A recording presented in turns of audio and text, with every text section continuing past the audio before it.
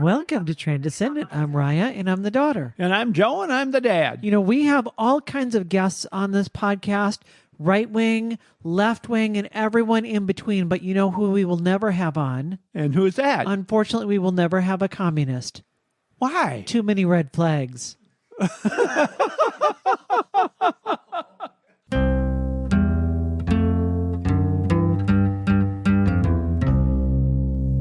Before I was retired, I owned and ran the company.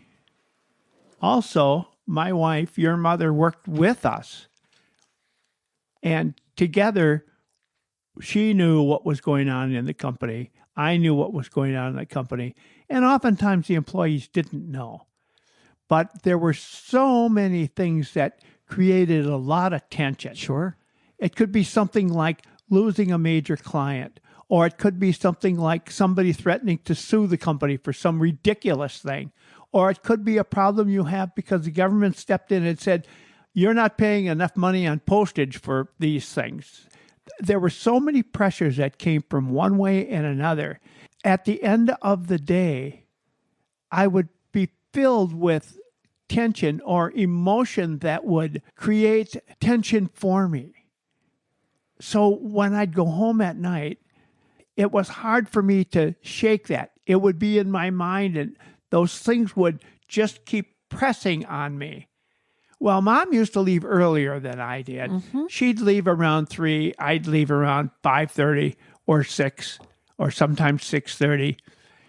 But when I came in the door, she was already with dinner, and she knew what time I was coming. I'd always let her know. So she'd have everything on the table, and you guys would be there, you and your sister, and you'd be ready to eat.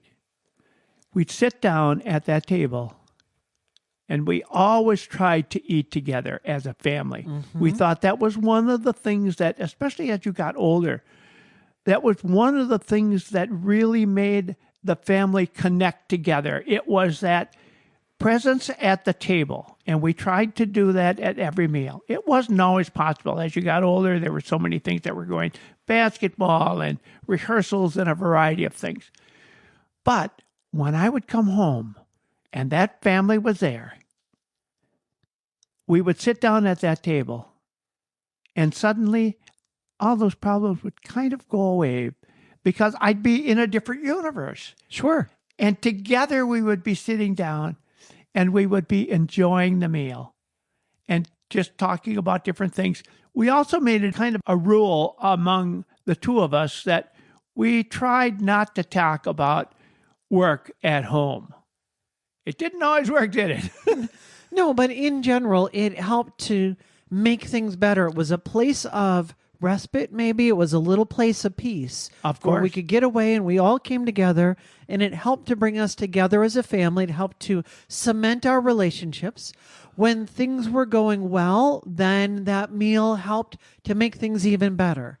Of course. And when things were really rough, it was a place where you could come and make things, the hard things, a little bit easier. It was the sanctuary in our home, the table. And this is such an important concept.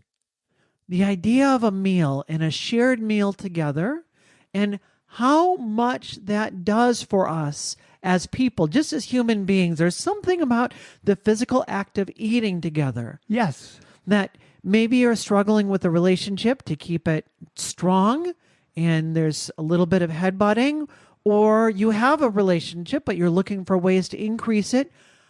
Anytime you can sit down and have a shared meal together, boy, it does so many things. And we've got so many good tips. But if you take one thing away from this podcast, find the people that are close to you, that are important to you, and have a meal with them. Well, that advice is not hard to swallow. Oh, goodness. When we started this podcast, one of the things that really made it work well is we anchored it with a meal. So when we get together to record this podcast, we do it in the evening on a weeknight, and the weeknight has changed depending on our schedule over the past 4 years. But we always we get together with a meal, and even before we were publishing the podcast, we were doing some practice podcasts. I think we decided we were going to try to do 10, and then we finally got and published it. So I would come over here. I would drive over to your house here after work, and we would sit down and all have a meal together. And then we would come down to the studio, the home studio, which has gotten progressively better as we've gone on, Yes. and put together the podcast. And having that anchor point of the shared meal has us coming together. We reestablish our relationship, and you will frequently talk about how our relationship is stronger than it's ever been before. That does have a lot to do with this podcast, but I think it has as much to do with the fact that we eat together once a week as it Yes. does anything else. That is so true. And it does matter. It does make a difference, even to the point where when you're coming, we try to make the meals a little bit more special, which I think is nice too. Or either maybe not necessarily special, or else something we know that you really like, Yeah, such as Mom's chili. which is very good. And a few times, not as often as maybe I would like to have said that I've done, but a few times, especially when it's gotten hard for Mom to make a meal, I brought a meal over as well. Yes, that's and, true. And I always feel like mine are not as good as Mom's are, but it's the kind of thing that I like to eat. But the point of us coming together, sitting down at the table, it gives you something to do. So, yes, you can have some conversation, but even if conversation is hard, there's food right there and everybody's eating. Everybody works together and everybody feeds themselves, and that helps because you've all got kind of a shared objective. It's like you're working together to feed yourselves. I used to tell my sales force, if you got a call from someone, if someone left you a message that said they were really upset about something, I would say, make certain you call back the same day about that, but always do it right after lunch. The reason being, they're a little bit more settled than they were in the morning when they left that angry message. And it's true. Sure. And it does make a difference. That doesn't mean they're not still angry, but you come back and it's going to be a little bit softer. And that does help, especially if, as the salesperson, you are leading the call and you're setting a tone that's already soft.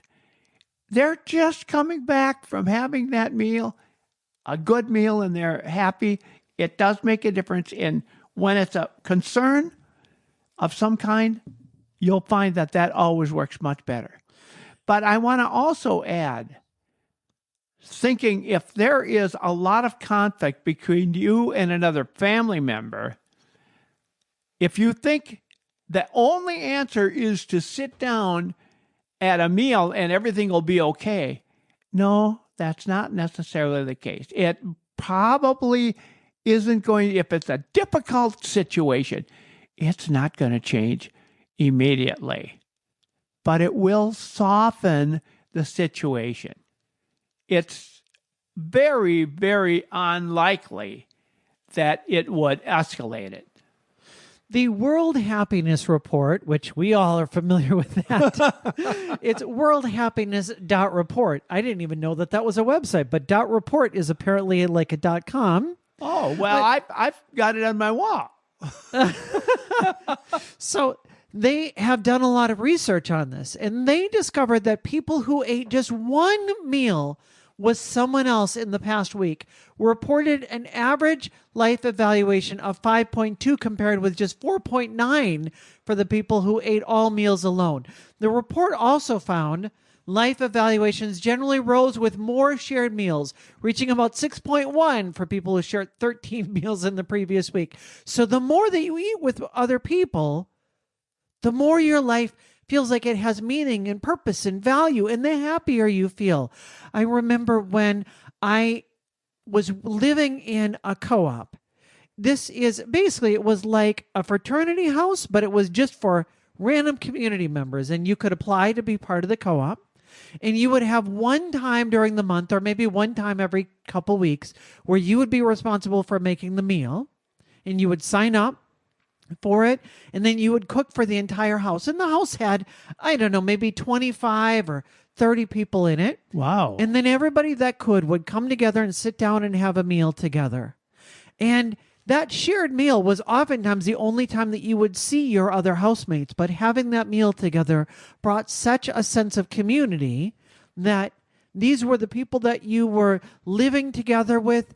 But more importantly, was the people that were there to share a meal with you every single night. If you had nothing else going on, at least you had community there. That's true. And it does matter. It matters a lot. And so if you're not having meals together with people, I would say you should make that a priority at some point. If you never have meals with somebody, make it a priority to do one a week. Start there. But the more you do, the better off you are. And actually, one thing they didn't say in that report, it's better to eat with 2 or 3 different people rather than only the same person all the time. When you expand your universe of those type of people, you'll end up gravitating toward those that make you feel more comfortable, and you'll have a lot more meals with them. There's a friend of mine that is in a service organization with me, and he and I have lunch together, I think 2 or 3 times a week. You do. You talk about it all the time. That, we went out to Subway again. Yes, that's your right. spot. It is, and we both like it. So just putting those 2 things there, you're going to find that things are getting better, and that'll make a difference. Now, the core idea is they matter psychologically and socially. That's why I said have a meal with another person, but not always just the same person. That's where you can expand your social life. And also, at the same time, it helps because psychologically, it's a calming effect. It's a wonderful way for you to bring down the temperature. Now, you may know that I am a former pastor, and I thought a lot about the idea of a shared meal. And you think about with faith and with the Christian tradition, it's all built around the idea of a meal. Of course, Jesus' Last Supper is a key part of that tradition. And so then whether you're part of the Catholic Church or the Lutheran Church or an evangelical church or any of the other churches out there, one of the things that is a commonality is having communion. Even though it's not really a meal, you don't get full when you're coming and eating. You're just coming and doing this more as a ritual, as a remembrance. But there's something about the idea of eating together that made its way into there. Now, when I was originally thinking that I was going to go into ministry with the metropolitan community churches, that was a church that was specifically designed to serve the LGBTQ plus community, because so many of us have felt so ostracized from our faith communities. And one of the things that they said, and I felt that this was so important, is they said, whenever we are having communion, everyone is welcome here. You go to a lot of churches and they say, you're not welcome here because you might believe A, B, C, and D, but you don't believe E exactly right, the same as we do. So you're not welcome to have communion with us. And the founder of the Metropolitan Community Churches said, for those of us in the LGBTQ plus community, we have been so ostracized and so hurt by our religious communities that we will always allow anyone who wants to participate to come and participate in this ritual with us, because this is what gives our community a sense of cohesion, that we are together. And I remember hearing from some people that would cry the first time that they were able to have communion because they had been pushed out. They remembered all of the times where they came out as gay and their priest said, you are no longer welcome for the Eucharist here. Wow. Yeah. And so that idea of a shared space, a shared meal together is so critical and so important. Well, this core idea about psychologically it makes a difference and socially it makes a difference. The other thing is when you have a meal with someone else, it shifts from the issue to the person you're having a meal with. So the issue becomes secondary, and your relationship with the person that you're eating with becomes primary. Again, another logical thing. You don't think about it as you sit down, but it's critical to your mood together, to the idea that it actually opens up conversation that you might not have otherwise. This is not something we're just saying. This is something that's been documented. It's well known, as you started out talking about. And it's not just for overcoming difficulties where the tension is in your relationship. But as you started off talking about, you were having trouble at work. Yeah. Or sometimes things would be going really well. And the thing that I love about this idea of a shared meal is that whether things are going badly and you need a place to come and recharge, or things are going really well, a shared meal only adds to your experience. When things are going really well, it just makes it even better. You have more joy. You have more love for one another. You have more of a sense of connection. And when things are going really rough, and let's face it, all you need to do is be a human being, and it means that you have issues that come up. I can think of the things that I'm dealing with right now, and boy, it can feel crushing sometimes. And I could record that today. I could record that in 6 months, and those issues will be entirely different. But I would say, that's right. Oh, the issues I'm dealing with right now can feel crushing. You're listening right now, and you know your issue. Everybody has their issues that they're going through. When you're dealing with those issues, having that shared meal just does so much to help bring you out of it and put you back into a place of, oh, okay, I think I can address this again. Stick with us. When we come back, we've got some practical takeaways and how you can put some of this into practice. If you were like me and you struggle and think, this is difficult for me, how am I going to be? Am I inviting people over? We're going to give you some actual tips on how to make this work. Hi, I'm Andy Barrett, a Lutheran pastor and a supporter of this podcast. I see Transcendent as a ministry. I've pointed many people toward these recorded conversations full of so much heart and care and warmth, as well as some of Joe's jokes, which are hands down the worst part of this podcast. But even they make me smile. I'm one of the many genuinely blessed by Transcendent, and I encourage you to join me in supporting this podcast by giving as little as $3 a month. Go to transcendent.com and click support. When I was growing up, you and Mom instituted something in our family called Family Night. Oh, yes. So it was the four of us, so my sister and me and the two of you, and we would rotate around, and each one of us got a chance to pick the meal and then pick what we would do together as a family. And I always remember that. Sometimes we would have pizza. Usually if it was one of us kids that was picking, we'd have pizza. Or sometimes we might go out for the night. So we might go out to a restaurant, which if it was us, it was probably McDonald's or Pizza Hut. Yeah. We might go swimming, or we might do something, or we might stay home and just play Uno and eat popcorn, or we might have a movie night, whatever it was. Each week, one of the family members got to pick, but we got together and it always started with a meal. And I remember that. And I've tried to do that with my kids, although with 7 kids, that's been harder because it only loops around one time every couple months. Oh, sure. And, but that has been fun as we've done that. But it's been harder to implement that with so many more people.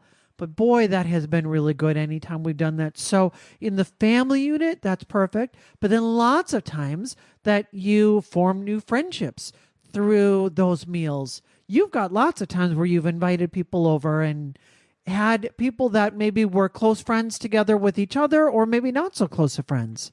We have invited people over, sometimes just one couple.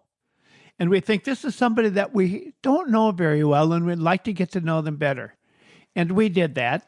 And at one point, it turned out that the couple that we invited over became much closer friends of ours. And we only had them over for dinner at one time.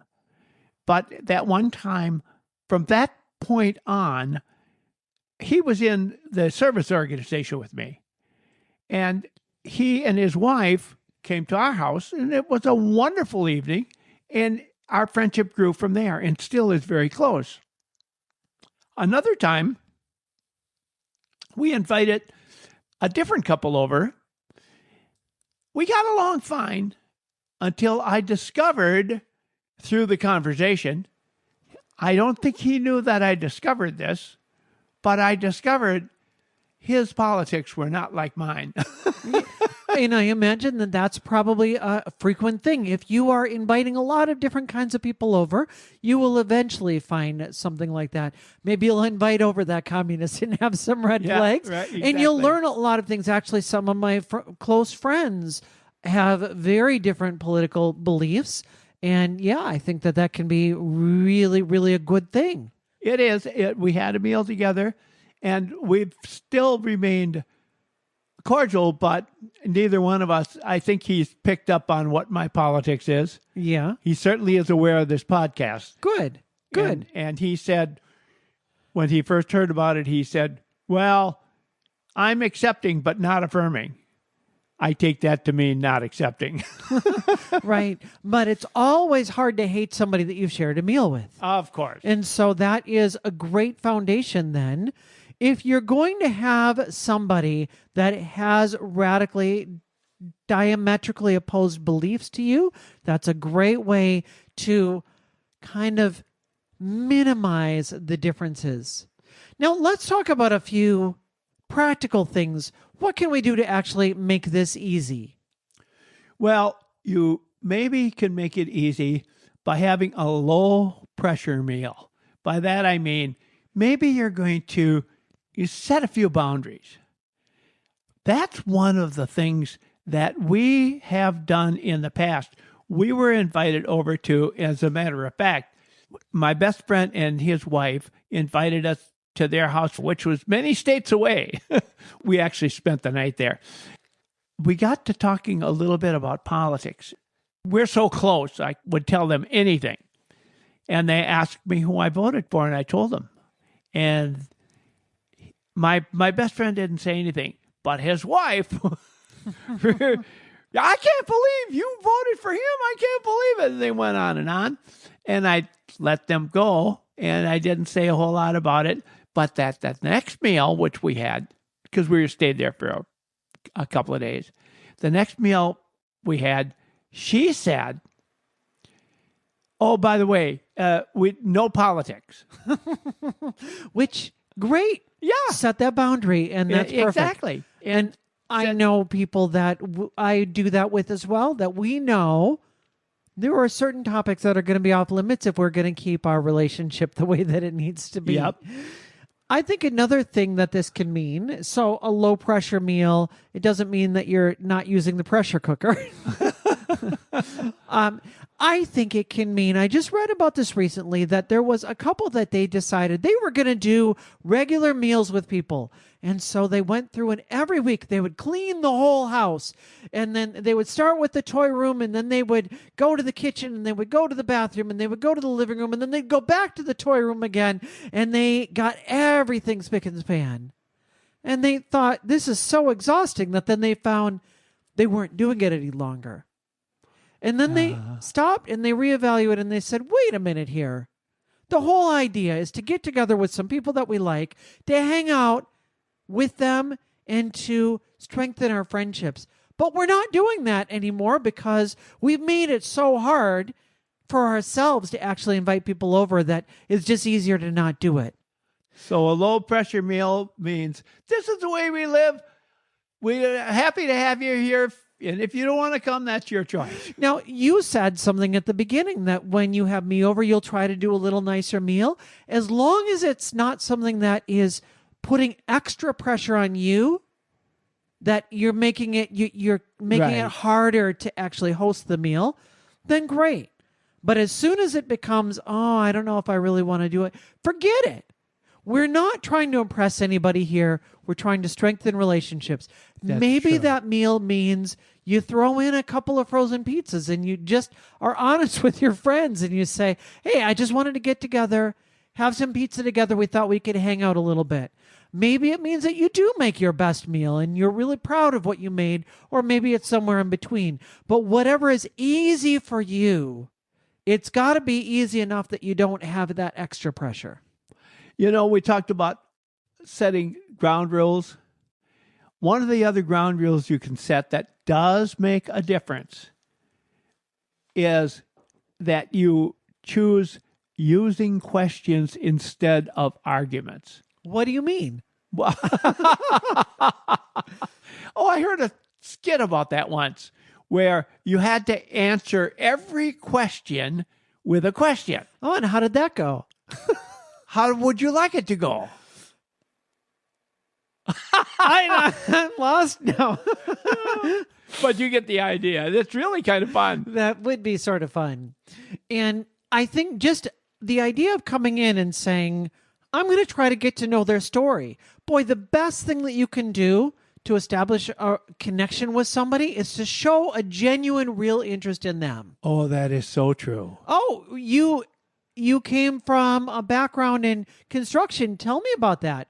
What did you do there? How'd you get into that? Tell me more about, oh, and you met so-and-so. Tell me about that story. Look for those stories. Yeah, because you'll have something in common. If this person is in construction, you're building him up. Yes, you sure are. Yeah, that does make a difference. And when you're talking about getting to know someone else, people say if you want to talk to somebody about what they find most interesting, talk about them. Yeah, that's exactly right. Now, you can make this even easier as well, that maybe you're not ready at the place where cooking is difficult. The shared meal doesn't have to be at your place. You could go out together. Right.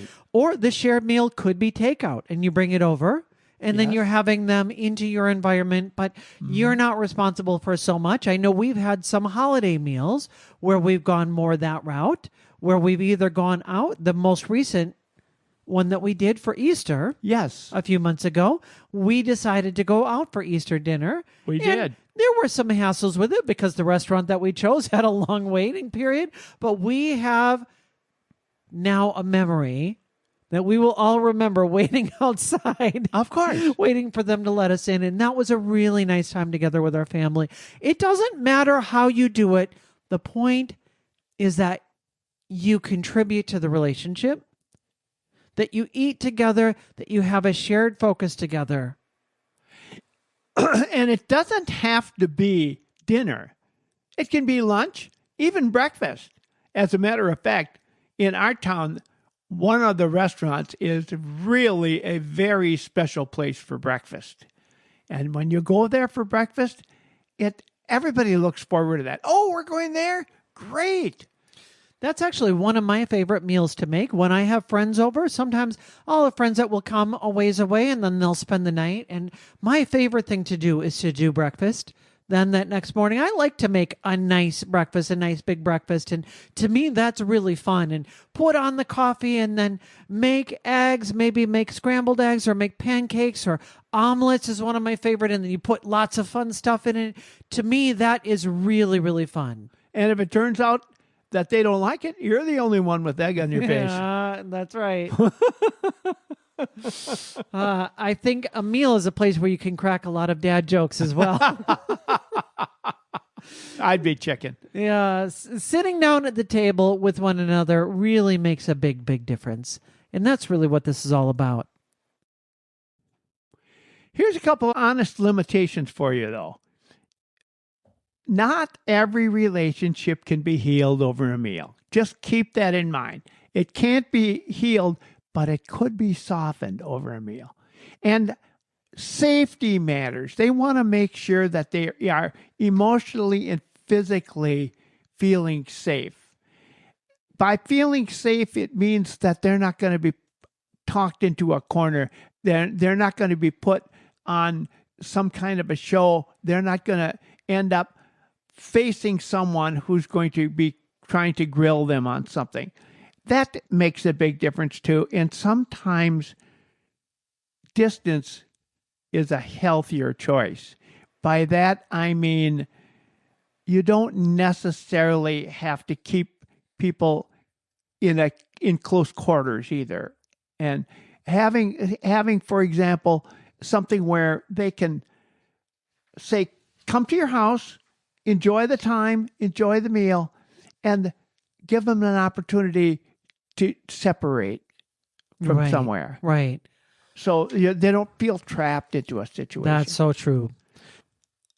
Let me challenge you. Think about who could you invite to your table? And what might happen if you did? Just think of that. That's the challenge. Think of who you could invite to your table and what might happen if you did. That gets you thinking and could change the entire relationship, hopefully for the better. And hopefully one other thing that is changing your relationship for the better Is this podcast. Yes. Week after week, every single Monday morning, we are coming here with different ideas and tips and tricks to help you improve the most important relationships in your life so that you can go forth into your week with as much positivity as you can. If you have an issue that you haven't heard about on this podcast, you've got almost 200 podcasts to choose from. If you haven't heard it, write us. Let us know what it is you would like us to address. Send us your questions. We'll address them if we can. And if we can't, we'll address them by saying we can't address that. But we really do want to hear from you. And it's easy. Just write to us at transcendent@gmail.com. We do read everyone, and we look forward to hearing from you. And with that, We'll see you Monday.